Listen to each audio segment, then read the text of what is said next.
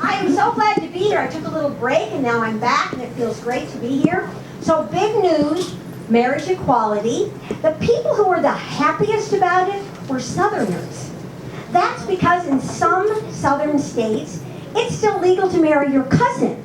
So now if you want to, you can marry your gay cousin. I just got back from Las Vegas. I like to go there a lot. First thing I do when I get there, I go in the hotel room. I pull out that free Welcome to Las Vegas magazine. But this time it had something new. Things you don't know about Las Vegas. 10 things. Here's one. There are more magicians living in Las Vegas than physicians, doctors. Does this seem like something they should be advertising?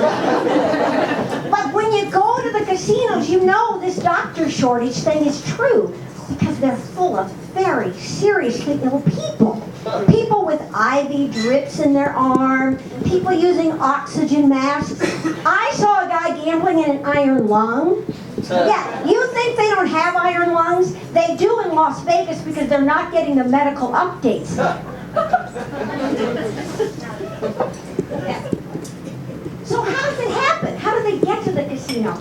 Do they like start out and get an ambulance and say to the driver, get me to the hospital? And then the driver said, oh, we don't have any doctors tonight. And then they said, oh, okay, no big deal. Just take me to the nearest casino. How does it happen? And the other really weird thing about the casinos that may be related to the doctor shortage is the babies.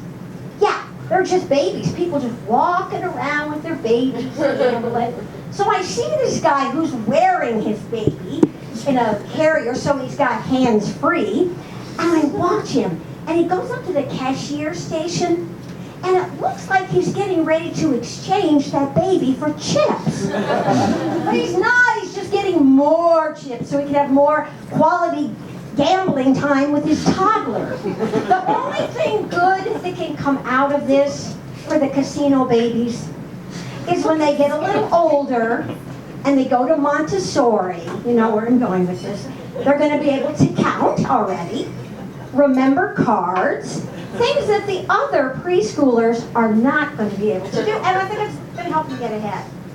So I'm helping my friends who are looking for jobs get on top of those interviews and all the tricky questions, because they're just full of tricky questions.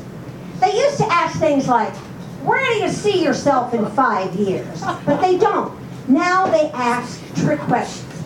Here are 3 actual, real trick questions from job interviews that my friends have been on. First, what superhero would you be and why? How about this one? If you found $200 in an ATM, would you give it back to the bank? Or, if your friend asked, would you give them feedback on an unfortunate haircut? Those 3 questions were written with one thing in mind, to mess with you. That's all. So my friend Charlie, who's went on an interview, and this is the question he got. Who's your favorite Disney princess?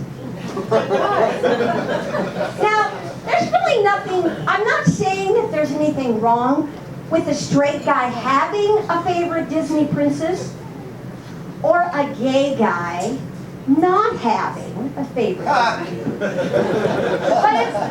it's just not a question you'd see coming. So I'm working on this. I promised my friends I would, and I've got a question now that I'm kind of working on the answer. And when I get it, so that I can share it with you, I'll put it on LinkedIn. You're all on LinkedIn, right? Right, because that's where I'm going to put this.